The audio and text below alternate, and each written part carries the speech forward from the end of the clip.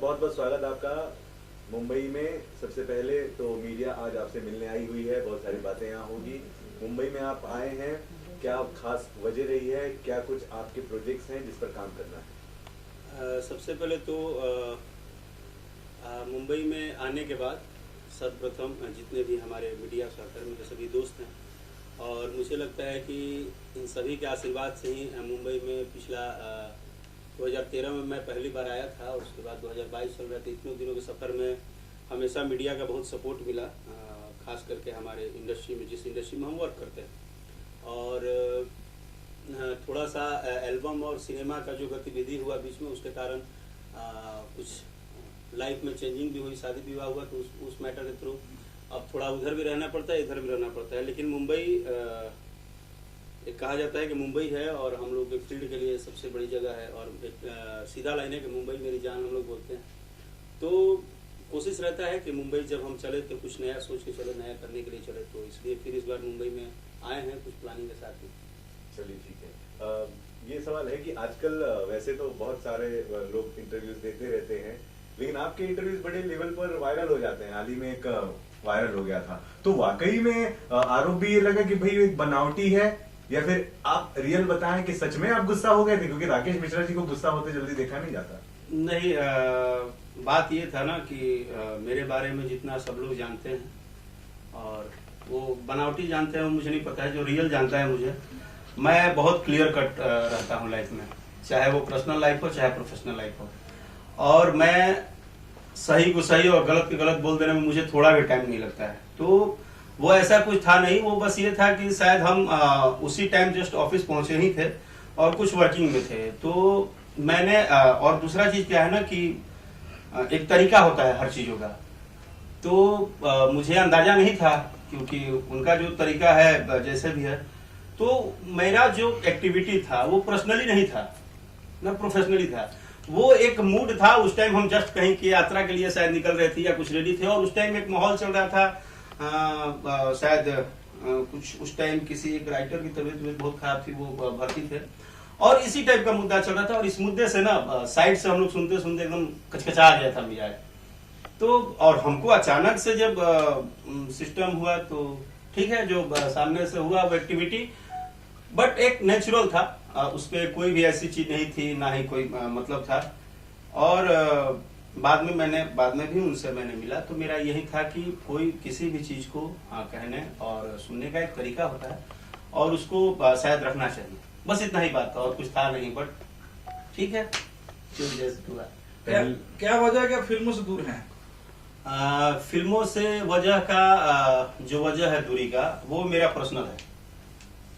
मैंने डिसाइड किया, और मैंने डिसाइड किया तो मेरा डिसीजन अभी तक तो मुझे सही ही लग रहा है। क्योंकि अगर आप किसी भी इंडस्ट्री में काम करते हो तो आपको अनुमान लगाने का तो होना चाहिए अंदाजा, कि हम अभी कहाँ चल रहे हैं, किस तरह से हैं। मैंने जब लगातार 2013 से लेकर 2019-20 तक मैंने सिनेमा किया, उसमें जैसे मेरी एंट्री जिस फिल्म से थी, वाकई वो फिल्म थी प्रेम दीवानी।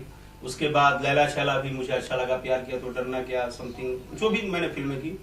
बाद में करते करते जब कोविड के टाइम में मेरा एक गाना बहुत बड़ा हिट हुआ, ये राजा तनी जाई ना बहरिया। तो मैं जब आकलन किया उस गाने के हिट होने के बाद, तो मैंने सोचा कि मैं क्या कर रहा हूँ। मैं अगर सिनेमा कर रहा हूँ तो मुझे सिनेमा करना है, या मुझे रियल में सिनेमा करना है। एक सिनेमा करना यानी कि एक गिनती का डायरी पे लिखना कि हाँ मैंने इतना फिल्म कर लिया, इतना फिल्म कर लिया, मैं पर डे बिजी हूँ। तो सीधा सिंपल सा बात है संजय जी, कि मुझे लगा ना कि अभी की जो फिल्में हैं, या अगर मैं इन फिल्मों के लिए होड़ कर रहा हूँ, तो मेरे हिसाब से मेरे करियर के लिए इसमें दोनों नहीं है। सीधा सिंपल सा बात बोल रहा हूँ, क्योंकि आपके करियर में या तो आपको करियर बनाना है या तो पैसा कमाना है, दो ही चीजों की एक्टिव होती है किसी को भी अपना वर्किंग करना है तो। बट जिस हिसाब से इंडस्ट्री का सिचुएशन कोविड के टाइम में था और चीजें थे, तो मुझे लगा कि मैं अगर गिनती के लिए रेगुलर वर्क करके, और मैं बोल भी रहा हूँ कि ये फिल्म वो फिल्म वो फिल्म, तो वो कॉपी पे 50 फिल्म लिखवाने से कोई फायदा नहीं है। अगर राकेश मिश्रा करना ही है तो थोड़ा अपने आप को रेस्ट दीजिए और एक तैयारी कीजिए और इंतजार कीजिए उस प्रोजेक्ट का जिसको लाने के बाद आपको लोग बोले कि हाँ भाई प्रोजेक्ट किया है बंदा फिल्म किया है, वो जितना आप इधर वर्किंग कर रहे हैं, क्योंकि ये तो हमारा जिंदगी है, सांस है, सिनेमा हम कभी छोड़ नहीं सकते हैं। लेकिन सिनेमा का मतलब है कि सिनेमा होना चाहिए, सिनेमा का मतलब कुछ भी नहीं है। और ये 5-6 साल मैंने किया तो मुझे एक्सपीरियंस हुआ कि ये जो मैं कर रहा हूं तो मुझे शायद थोड़ा सा ब्रेक देना चाहिए, और मैंने ब्रेक दिया। और ब्रेक देने के बाद मुझे इतना बेनिफिट हुआ कि मैं एक जगह पहले फोकस किया एल्बम को, और एल्बम को पूर्णतः फोकस किया। और सिनेमा के लिए उस दिन से अभी तक मैं 2 स्टोरी ऐसा लिखा भी जा रहा है, अंदरूनी सब तैयारी चल रही है। तो मैंने यही डिसाइड किया कि अब वो नहीं करना है कि रेगुलर, क्या तो हम रेगुलर शूटिंग ही कर रहे हैं, सिनेमा ही कर रहे हैं, बट पता ही नहीं चल रहा है वो कब आके कब चले गए, क्या हुआ उससे। मतलब सीधा सिंपल सा बात, मतलब अच्छे अगर स्क्रिप्ट मिलेगी तो राकेश मिश्रा फिल्म में करेंगे? हाँ करेंगे। मतलब कैरियर, या तो कैरियर, और सबसे पहले इंपॉर्टेंट है कैरियर ही, कि हम जिस चीज को करते हैं। ऐसा तो नहीं है कि राकेश मिश्रा किसी से भोजपुरी इंडस्ट्री में डरते हैं कि फिल्म नहीं कर रहे हैं? अब ये देखिए, ये जो बात है डरने का, तो मैं मतलब ये जो डर शब्द है ना, वो मैं शायद जब 11-12 साल की उम्र में आया था संगीत में, तब से लेके आज तक डर ही शब्द तो हमारे अंदर नहीं है। क्योंकि हम बेबाक बोलना पसंद करते हैं, क्लियर बोलना पसंद करते हैं, और हमें जो करना होता है, ये भी बात है कि मेरे अंदर वो भी कॉन्फिडेंस है कि मैं डिसाइडिंग हूं, और मैं डिसाइड करता हूं तो डिसाइड पे रहता हूं। मुझे वेट करना मजा आता है।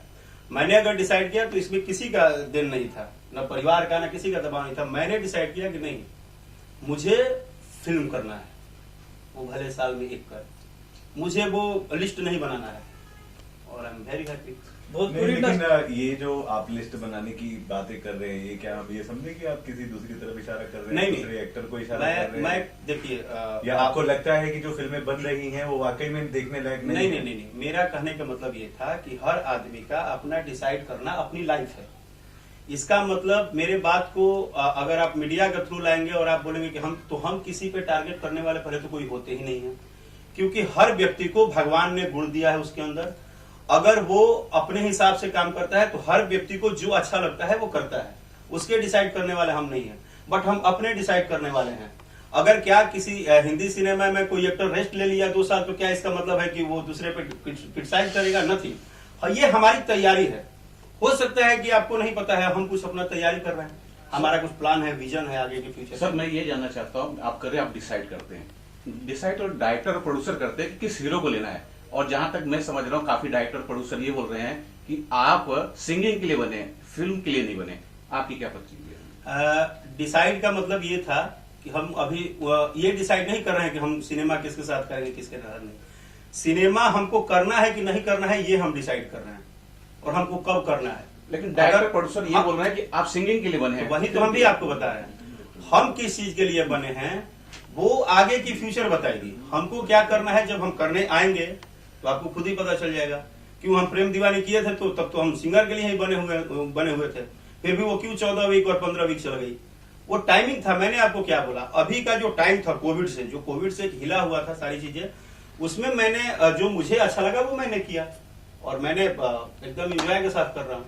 नहीं, लेकिन काफी और इंडस्ट्रीज के जितने भी डायरेक्टर प्रोड्यूसर हैं, एक बात जान लीजिए, वो सभी हम लोगों के गार्जियन हैं, एक पेरेंट्स हैं। हमेशा उनके साथ काम करिए या मत करिए, लेकिन उनका सुनना, उनके साथ बैठना उठना, उनके साथ सीखना, ये आपके लिए हमेशा फायदेमंद होता है। और मुझे भी ऐसा होता है कि मैं सिनेमा के ऊपर वर्किंग करूं या चर्चाएं करूं, बट मैं सबके साथ टच में रहता हूं, सबसे बातचीत करता हूं, सबसे कुछ ना कुछ जानता हूं, समझता हूं कि हाँ अभी क्या किया जाए, कैसे प्लान किया जाए। तो ये जो चीजें हैं ये आपको पर्सनली अपना करना पड़ता है। लेकिन जो खबर हमारे पास है उसके हिसाब से आप लंदन जा रहे हैं यशी फिल्म्स के थ्रू? हाँ, लंदन जाने की प्लानिंग है, और सारी चीजें लगभग डन है। तो जब प्रोसेस फाइनल हो जाएगा तो देखते हैं, फिर तो चलिए। यहाँ यशी फिल्म 13 पिक्चरें बना रही है और कम से कम 40 गाने बन रहे हैं, तो आपको गाने के लिए ले जाया जा रहा है या फिल्म के लिए? देखिए, एक चीज है, मैंने आपको बोला ना कि ये जो इंडस्ट्रीज है, इस इंडस्ट्री में मैं पर्सनली जितने भी लोग हैं, वो जितने भी हमारे गार्जियन है, बड़े हैं, मेरा आज तक एक आदत रहा, मैं कभी किसी से सवाल नहीं किया, ना ही कुछ बोलता हूँ। और खास करके अभय भैया जो हैं वो हमारी पूरी भोजपुरी भाषा के लिए, भोजपुरी इंडस्ट्री के लिए एक स्तंभ कहे जाते हैं। और वो एक ऐसे गार्जियन हैं कि वो बस उनका आदेश आ जाए, वो इतना भी उनसे नहीं बात होता है कि हाँ भैया क्या, क्यों, कैसे। उनका आदेश आ जाए, ये यासी फिल्म के ऑफिस से ये फोन आ जाए कि हाँ बाबू ये काम है, हाँ ठीक है भैया हो जाएगा। उन्होंने बहुत अच्छा सवाल किया। तो अब क्या है कि उन्हीं का जवाब अभी दे रहा हूं कि वो वहां पहुंचने के बाद यासी फिल्म्स खुद ही डिसाइड करेंगे कि क्या करना है राकेश मिश्रा को। बट वो एक ऐसे स्तंभ है, ऐसे व्यक्ति हैं कि उनका जो भी वो बोलेंगे उसमें ना नहीं है, उसमें हाँ ही है। और इसलिए कि भैया ने हमेशा भोजपुरी और भोजपुरी भाषा के लिए बहुत, आज जहां भी भोजपुरी, जहां से भोजपुरी सिनेमा शुरू हुआ था, आज लंदन तक ले गए, सिंगापुर तक ले गए, मलेशिया तक ले गए, जहां भी ले गए, एक उनका बहुत बड़ा पर्दा के पीछे, वो एक प्रोड्यूसर के तौर पे एक पर्दा के पीछे भोजपुरी भाषा के लिए जो उन्होंने किया वो काबिले तारीफ है। और भैया का बहुत बहुत शुक्रिया और आभार कि आप हमारे इंडस्ट्री को, हम लोग जो गांव से लोग आए थे, कभी हम सोचे भी नहीं थे कि हम विदेश में जाएंगे, विदेशों में हमारी चीजों को ख्याति मिलेगी। तो इसके लिए यासी फिल्म और अभय सिन्हा भैया के पूरी टीम को मेरे तरफ से बहुत बहुत धन्यवाद। सर, रीजनल सिनेमा सभी लैंग्वेज में अच्छा कर रहे हैं, गुजराती की बात करें, कन्नड़ा की बात करें, मराठी सिनेमा में अच्छे कंटेंट आ रहे हैं, लेकिन भोजपुरी सिनेमा उस लेवल पे सामने नहीं आ रहा है। उसके पीछे की क्या वजह मानते हैं? क्या वो असली? आपका नाम क्या है? राकेश भाई, मीता भाई हैं आप हमारे, आपको आई लव यू, इसलिए कि इतना सेंसिबल क्वेश्चन आपने लाया। अब शायद मेरा, जितने देर से आप लोग मुझे बातों में जो फंसा रहे थे अपने, मेरा फाइनली जवाब आपने दे दिया कि हम रीजनल में बड़ा होने के लिए हमको ब्रेक लेना पड़ेगा, हमको सोचना होगा, हमको उसके आसपास की